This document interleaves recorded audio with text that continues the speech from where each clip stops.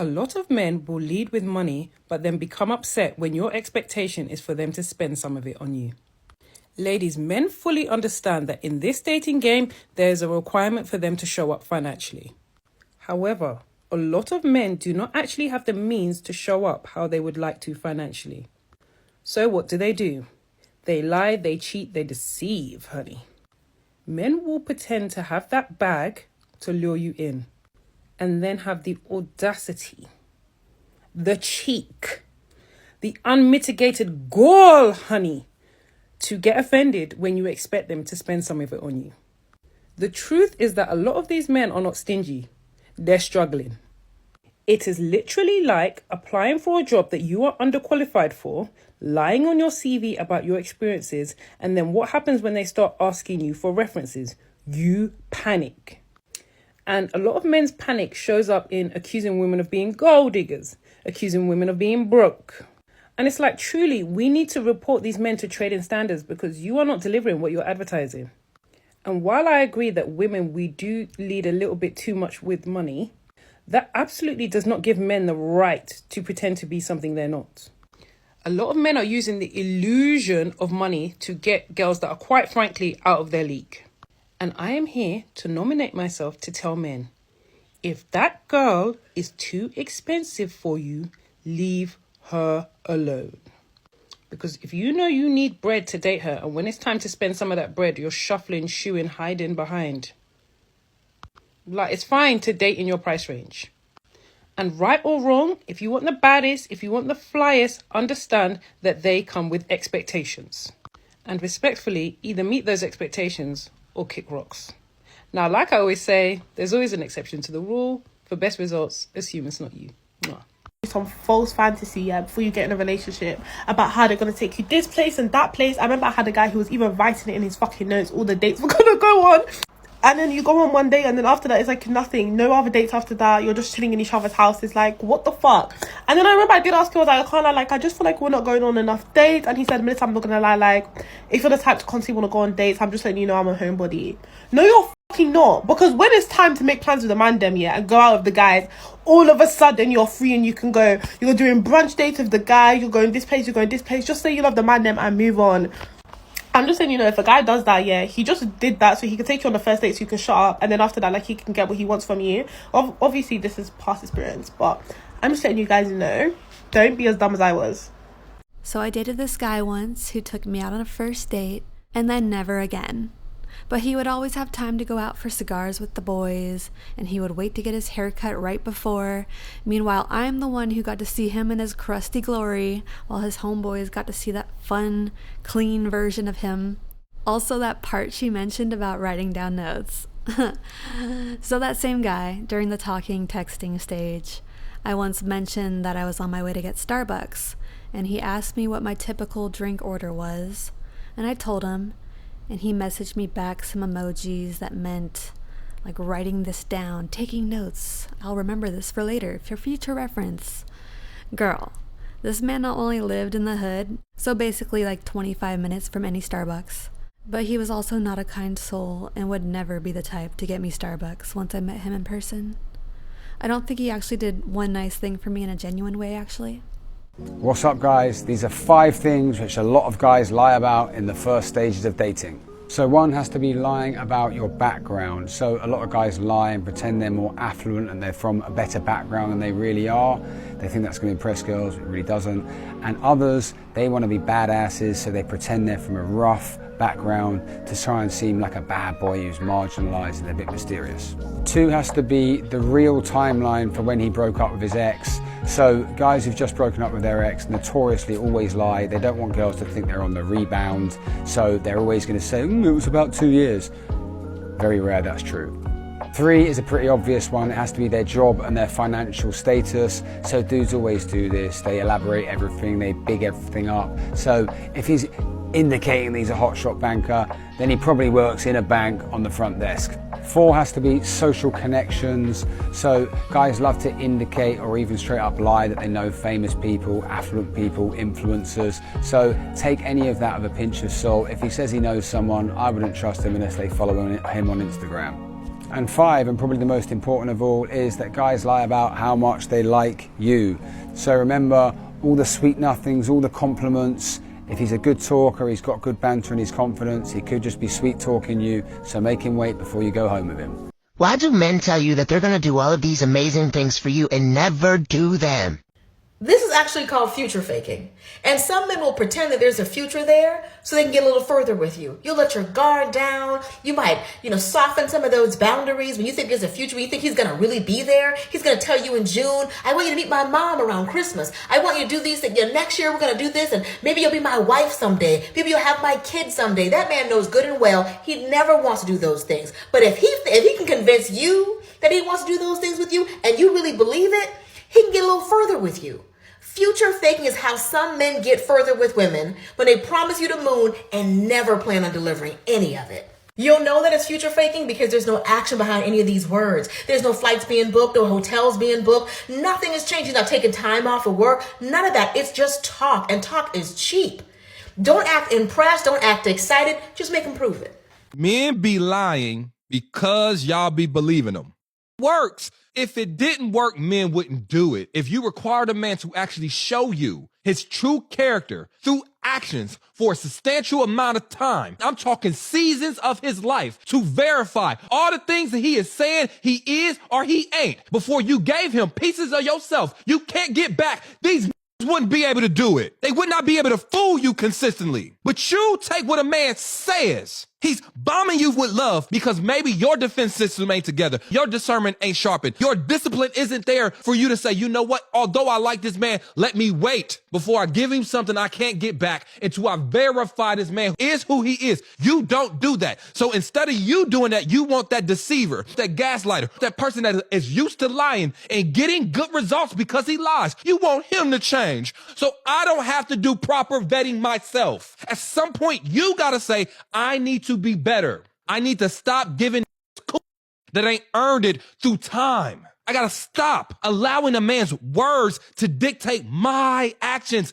Wouldn't it be easier for you, I don't know, to learn how to defend and protect your peace? Has a guy ever promised you something or said he would do something and then just not done it? He might be future faking. That's double S on the report card. Let's break down what that looks like in early dating. Hello, my name is Benjamin. I'm the flirt coach and a gay Libra, unfortunately. All right, future faking is a subtle manipulation tactic that gives you the illusion of commitment, or at least what feels like commitment in that early stage of dating, first few weeks, first couple months kind of thing. And what he will do is allude to things happening in the future to give you that feeling of safety, even though he's faking it. It's lip service. And that ain't the kind of lip service I like. Future faking in early dating is also going to look a little bit love bombing. Now, is the future faker also a narcissist? Y'all, no. Not everyone that future fakes or lies is a narcissist. He's just telling you what you want to hear so he can have his needs met and avoid perhaps a difficult conversation. Y'all, he's just an avoidant. And maybe you recognize some of this behavior in yourself as well. And truthfully, we've all done this. Said we were going to do something or made future plans and then just not followed through. So if you're entangled with the future faker right now, here's what you can do. If you're at the point where you're just done and you're ready to leave, have the conversation and do that. But if you're not ready and you want to work on things, I gotcha. Next time you see him in person, you're going to say, hey, it's been so much fun getting to know you, but it's really important that I be with someone that follows through on their commitments. Talked about trying this restaurant. I really want to make that happen. How about this weekend? If dating someone who follows through on their commitments is one of your dating standards, which it should be, well, now you're holding him to that standard. No excuses on his part. We've been there. Are you going out this weekend or not? If he's spinning his wheels, can't commit, starts a future fake again, y'all, this is a boy and we're looking for men. Allow communication to give you the clarity you're ultimately looking for. So my friend goes out with this guy. First date goes really well. He seems really funny, charming. He works in tech, has an interesting job. They talk about that a lot. He asks her on a second date, and she goes on the second date. And she was curious about his industry and his job because they had talked about it and kind of like some of the things that he was working on, but not so much his day-to-day. So halfway through the date, she says, what's your day-to-day like at your job? I'm just curious because you have such a unique job. And he says, oh, well, I don't really have a day-to-day. She's like, what do you mean? He's like, He got laid off 2 weeks ago. and she's like, oh.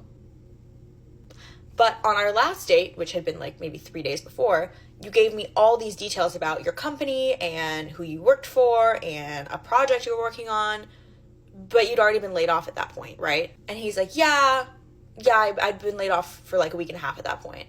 But he was talking on the prior date about his job, like he actively and currently held that job, like zero room for misinterpretation. Naturally, my friend is like, yo, what the hell? Like, you basically lied and pretended like you hadn't been laid off, which getting laid off sucks. Like, no shame in the game, but don't lie about it on a first date. Like, obviously that's going to come out that you got laid off. Like, what did you think was going to happen? And he was so not apologetic. Like, he didn't say like, oh, like I should have told you, but I was feeling weird about it, or I meant to tell you and it just didn't come out right. Like, no inclination at all from him that he had done something wrong. Like, zero like accountability or going out of his way to be like, yeah, I shouldn't have fucking lied. But needless to say, she won't be seeing him again. Not that there's anything wrong with being laid off, and that's what we were talking about. If he just said like, oh, here's what I was doing, I just got laid off, she would have been like, oh, that really sucks. Like, what are you kind of going to do in the interim? Or have you started looking for a job? Are you taking time off for the holidays? Like, everyone's getting laid off right now. There's nothing wrong with you for getting laid off. There is something wrong with you for lying about getting laid off. That is problematic. If you're willing to lie about that, what else are you willing to lie about? Also, beware of used to be men. Let me explain. I used to own 3 companies. I used to live in a mansion. I used to drive a really expensive car. Okay, and you're telling me this while we're sitting in your Honda, so what's the point? None of that has anything to do with you now, and for all I know, you could be lying. What a man used to be means nothing to us now because we accept men for who they are in this exact moment and not what they used to be or could potentially be. Let's talk about future faking, okay? This is the oldest trick in the book. This is like taking candy from a fucking baby. This is the oldest trick in the book, and it works every time. Let's just think logically for a second, because this is actually fucking pissing me off now. Let's think logically. This guy just met you, okay? Doesn't it seem a little fucking unhinged that he would say like, oh, I can't wait to take you to fucking Paris, and I can't wait till you meet my mom or whatever, and he just met you? You're a stranger, and he's saying, you're like, I can't wait till you meet my mom and whatever. That's fucking weird. That's a weird thing to say. That's a weird thing to like put into the future for someone who you just met on a first date, okay? Listen, there's fun talk, right? On a date, there's some fun banter, where maybe you'll say something like that, but there's a difference between fun, cutesy talk and it being a little too excessive, okay? And you need to figure out that line.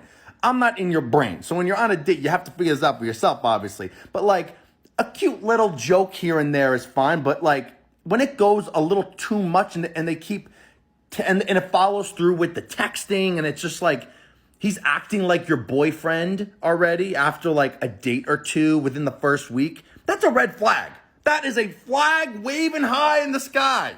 You have to understand this. Just because you have chemistry and attraction with this motherfucker, he's still a stranger. So when he's saying these things, it's weird. It's a little weird. Like, he could be affectionate. He could be, you know, excited about continuing to see you. Like, that's all great. But like, someone acting like they're in a relationship with you already after like a week or two is strange behavior. I don't know how much more I could drive this home, okay? It's strange behavior. And listen, if somebody's meant for you, they're meant for you, right?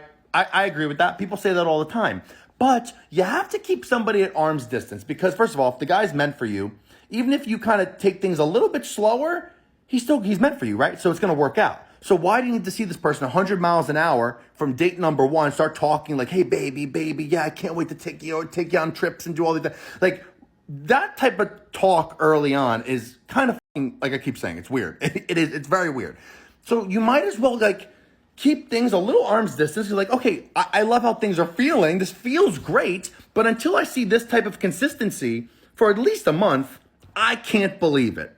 That's what you have to say. Until I see this level of consistency, effort, communication for a month straight with zero pullback, I don't believe it. We're not being skeptical of like, oh, everyone's trying out to fuck us over and nothing's going to work. But it's just a fact. You don't know him. You don't know where this is going to go. You could be optimistic. You could be having fun. But in the back of your mind, you have to say, I'm the prize. I got to protect the prize. I got to protect the cargo, the precious cargo here. So I just can't give it away because once Bangtown happens, which it happens as these fast-paced things, once Bangtown happens, the jig is up, right? He's gonna go. He'll bounce if that's when he wants to bounce. So you just gotta be careful. You have to be careful with your time, your energy, your effort, the essence of you, because, ladies, these fast-paced situations with the love bombing and the future faking, like, it hooks you. Doesn't hook men. Men could do this, bounce, girlfriend for the month, and it's over. You have to be careful. You have to be really careful. If you see signs of this kind of love bomby, future faking behavior early, just keep it in the back of your mind and maybe ease back the texting a little bit. Ease back, don't see him twice a week, just once a week, and just keep an eye on it. I'm not saying be skeptical, but you have to keep an eye on it, and you have to protect your peace, ladies. I beg of you. I dated a full-blown pathological liar, and if you're wondering how he managed to lie to me about his entire life, stick around, I'll explain it to you. I met this guy in Amsterdam. It was towards the end of my trip. I only had a couple of months before my visa was up. He just randomly hit me up on Instagram one day and was like, hey, can I take you on a date? And I was like, sure. We had quite a few conversations, even on the phone, before we met for our date, and he seemed really nice and really normal. There were no red flags. On our first date, we went to a little coffee shop and we had a great time. He told me that he owned his own business, that he was a graphic designer. He was also an interior designer, which I loved because I was renovating my house at the time, and I was like, oh my God, let me show you all of my plans. You can help me pick the finishes, etc., etc. This guy told me, amongst other things, that he was half Swiss, that he'd lived in Switzerland with his ex-girlfriend for a year, that he was a professional boxer. Okay, there were a few red flags. He owned his own apartment, that he owned his own business, he owned his own house, that he had an interior design degree, that he was also a graphic designer. From the moment we met, we were pretty much inseparable. We spent every night together for the first 2 weeks. One night we decided to have a night off. I actually invited another guy over, and he was in my bed when I woke up to a message from this guy saying that his mum had died. Basically, he said that she died from a heart attack and brain aneurysm at the same time. It was a freak accident. The parents were with his little sister in Italy at their beach house, and he didn't even get to say a final goodbye to her. Even though I'd only just met this guy, this was obviously very sad news. I felt even more guilty having another guy in my bed. Lol. So I wanted to do something nice for him. I wrote him a little poem just to show him that I cared and that I was there for him.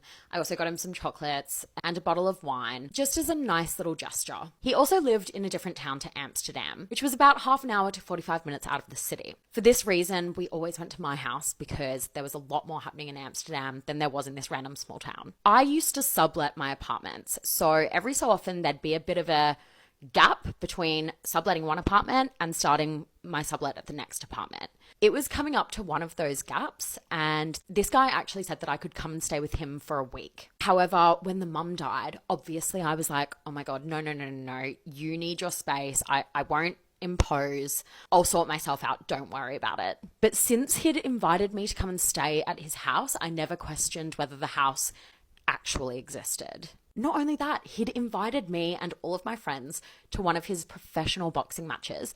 He'd even put a calendar invite in our diaries. But once the mum passed away, he said that the mother never liked him fighting and said that he was going to cancel the match. For that reason, I never questioned if he was actually a professional boxer because we'd been invited to one of his events. The more time that we spent together, the more I started questioning about his house and his friends and all of that. But basically, he said that his father and sister were too grief-stricken to stay in the family home, so they had moved into his house. I never went and stayed at his house because I didn't want to impose on the grieving family. I also never met any of his friends because we never had a reason to go to his hometown. Mind you, we did speak to his friends on FaceTime. However, that's not really an environment where you're going to be like, oh yeah, and mum died. How crazy is that? He also invited me to the business that he owned multiple times. However, every time I was meant to go, some crazy meeting would come up that he'd have to attend. Turns out he actually worked for that store, so all of the details he was giving me about his employment were true, other than the fact that he didn't own the business. The way that all of this came out was that when I left Amsterdam, I was following his sister on Instagram, and one day she uploaded a photo of her mum on Mother's Day. I took this opportunity to reach out to her. Mind you, I'd never reached out to her prior to that because although we followed each other on Instagram, My ex made up this story that his family hosted like an intervention with him where they sat him down and basically said, "You're spending too much time with Amy, you're not grieving with the family, and we need you to be home more." I took this as the family hating me. When I reached out to the sister, I was like, "Hey, I know it's your first Mother's Day without your mum. Just know that I'm thinking of you and I hope you're okay." She responded with, "What do you mean?" And this is when all of his lies came out. His mother never died. He never lived in Switzerland. He's not a professional boxer. He's not half Swiss. He doesn't own a business. He doesn't own a car. He doesn't have an interior design degree. He literally lied to me about his entire life. I spent hours on the phone with his legend of a sister, going through every detail of his life. And let me tell you, I did not know one fucking thing about this psychopath. Everything that he told me was a lie. But yeah, I guess he just used his grief from his mother dying to pull the wool over my eyes. And yeah, everything was really believable. Had it not have been for his sister, I never would have known the truth. But it taught me a really good lesson to just not take anyone by face value. Fact check that shit.